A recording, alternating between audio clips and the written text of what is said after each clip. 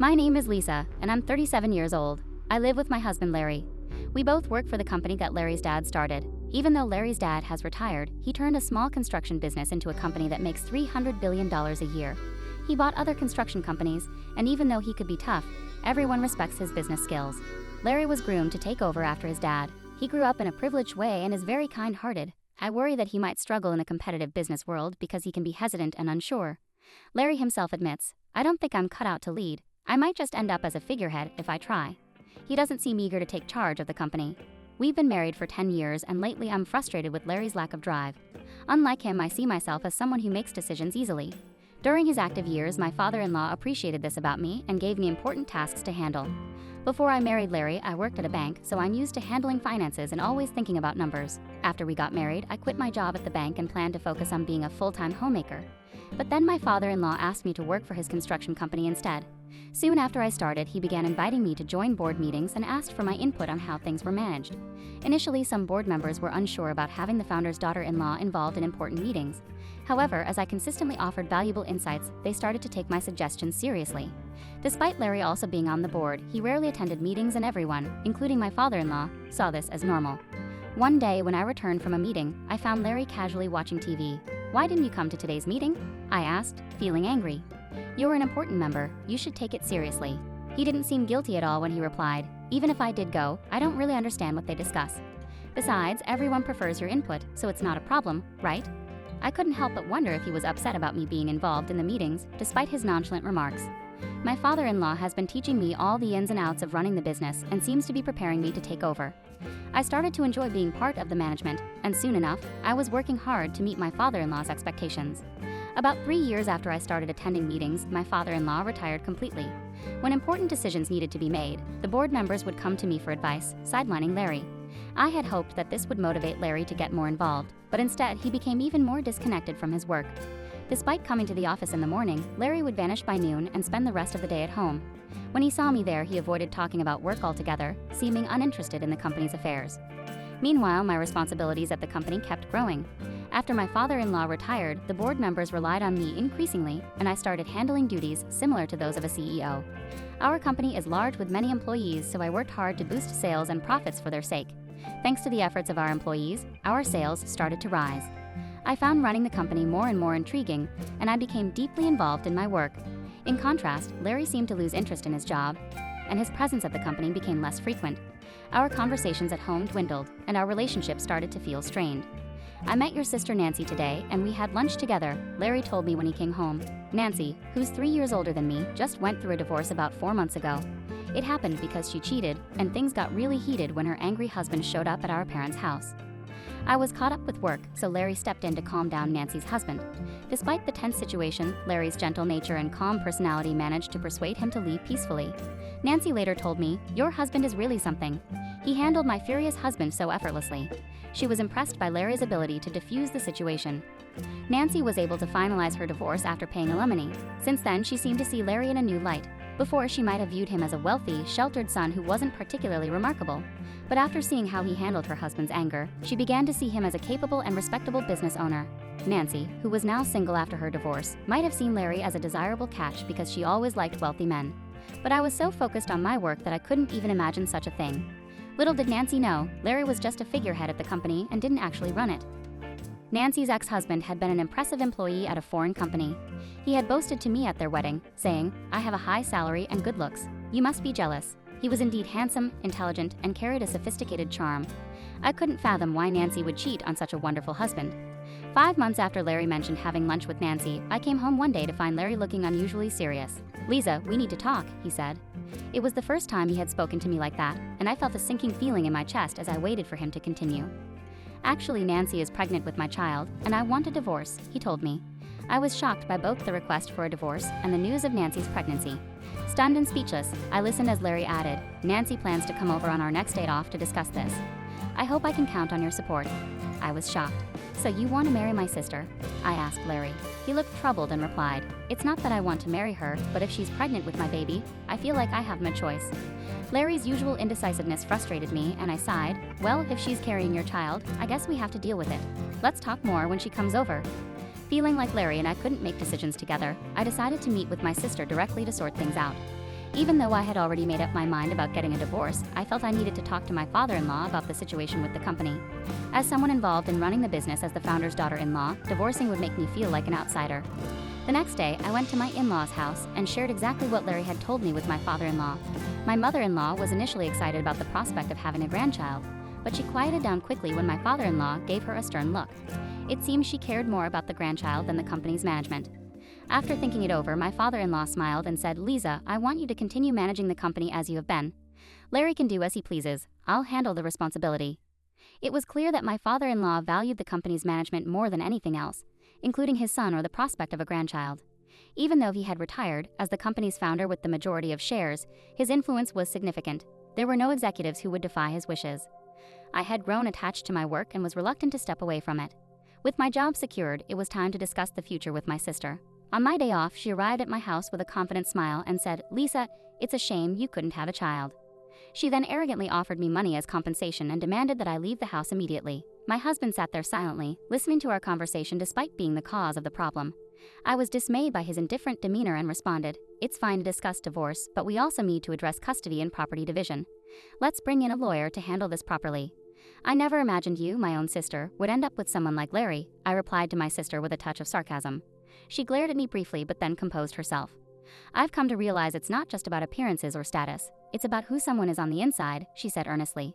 I couldn't help but stifle a laugh at her sudden wisdom about my husband's character. Holding back my amusement, I said, "That's wonderful to hear. I hope you and Larry find happiness together." It seemed my sister believed Larry was more than he actually was, perhaps even the president of our father-in-law's company. It was clear she hadn't heard the truth from him. After our discussion, my sister decided to move in and arranged for movers. Knowing how impulsive she could be, I had already organized a new apartment with just the essentials. I also hired a lawyer to prepare documents for dividing our property and determining alimony.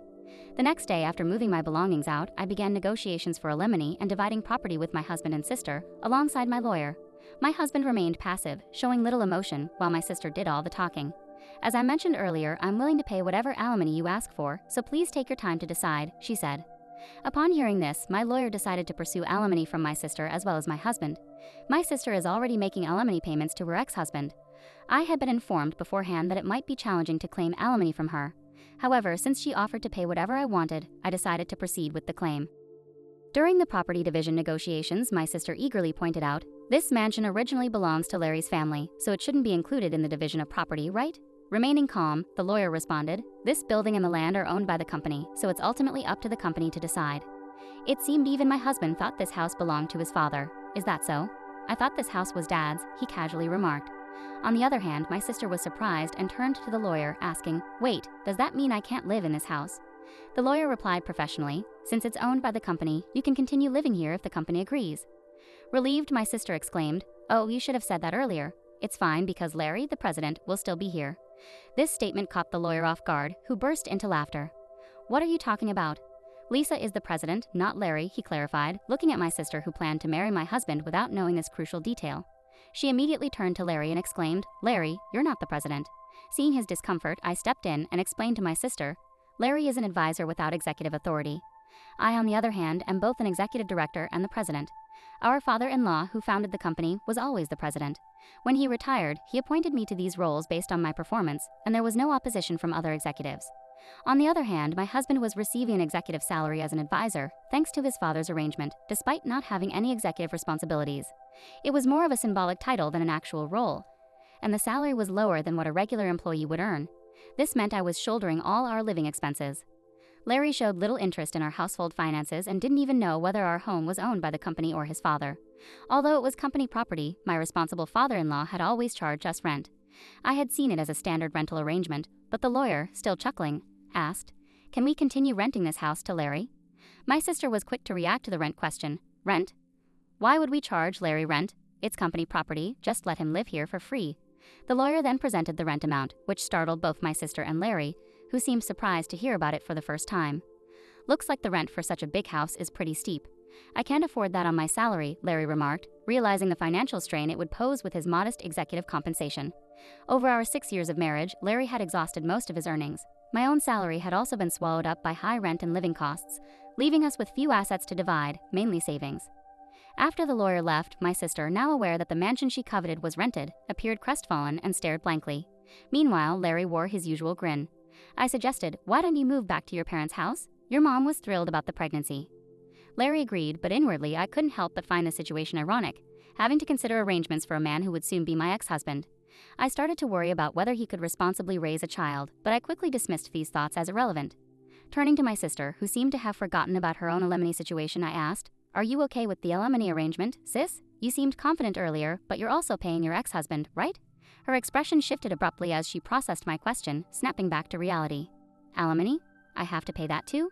my sister exclaimed, clearly shocked and seemingly unaware of our earlier discussion. "You said you paid plenty of alimony earlier, but you didn't expect to pay it yourself, did you?" "My salary is really low," she continued, sounding incredulous. Larry and my sister exchanged surprised glances, and I couldn't help but feel like laughing at the situation.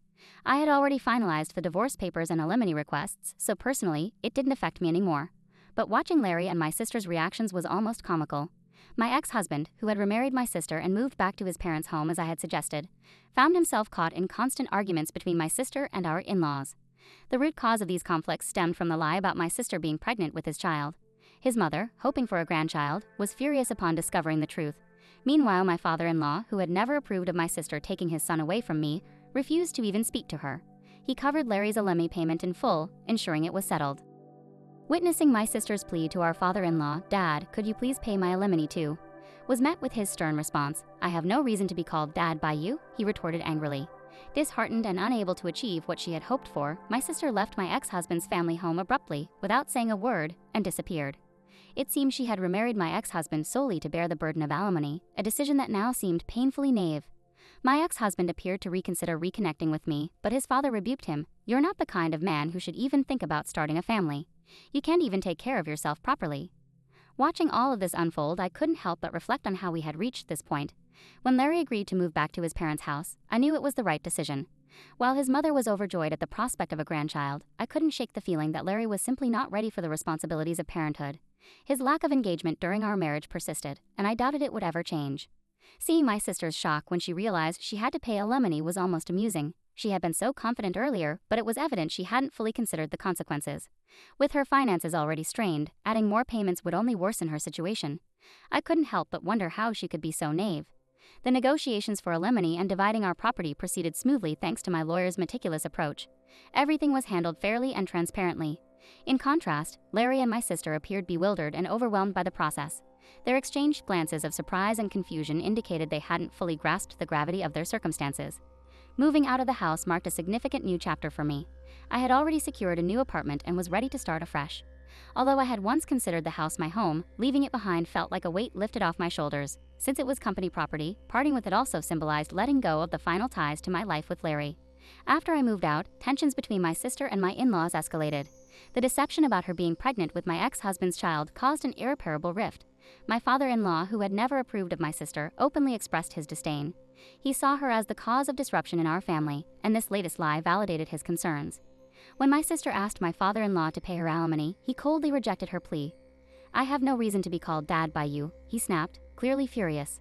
Her hopes for a comfortable life supported by my ex-husband's family shattered, leaving her without the expected support. In the end, my sister fled from my ex-husband's family home without a word, abandoning the turmoil she had stirred. Her plan to remarry my ex-husband and secure financial stability had disastrously backfired. Instead of finding security, she had only multiplied the problems for herself and those around her. My ex-husband, realizing the chaos he was caught up in, seemed to consider reconciling with me. However, his father, always the voice of reason, rebuked him harshly, saying, "You're not the kind of man who should even consider starting a family. You can't even take care of yourself properly." Ultimately, I moved on from the entire ordeal. I focused on my career and building a new life, leaving behind the turmoil that had engulfed my marriage. It was evident that Larry and my sister had their own paths to navigate, and I chose to detach myself from their complicated lives. The experience taught me valuable lessons about trust, responsibility, and the importance of making decisions based on personal integrity. I resolved never to reconcile with my ex-husband, even if he begged me. His betrayal with my sister and his indifferent demeanor had shattered any remaining faith I had in him. During our discussions, he lost his executive position and now works as a temporary employee. His behavior throughout our marriage and after the affair made it clear he wasn't reliable or trustworthy. His lack of commitment to our relationship and the company showed he wasn't suited for the responsibilities he had. Seeing him reduced to a temporary employee only reaffirms my decision to move forward without him. Being CEO has become the most important aspect of my life, It gives me purpose and fulfillment, keeping me focused and motivated. I take pride in improving the company for our employees and their families. Being CEO is now central to my identity, and I can't imagine giving it up. I'm not considering remarrying after our breakup. Starting a new relationship isn't something I'm interested in right now. I've been through too much emotional turmoil to even consider starting a new relationship. Right now, my focus is on myself and advancing my career. There are many goals I want to achieve, and I'm determined not to let anything distract me. I've kept in touch with my father-in-law, and he's been a great source of support and wisdom throughout everything. His advice has been invaluable whenever I face tough decisions or need guidance. My commitment to the company feels like a marriage in itself. For the sake of my employees, I dedicate myself fully to its success. This means hard work, dedication, and a passion to ensure our business thrives. I'm committed to providing job security and a stable future for our team, and their well-being is a top priority for me as CEO.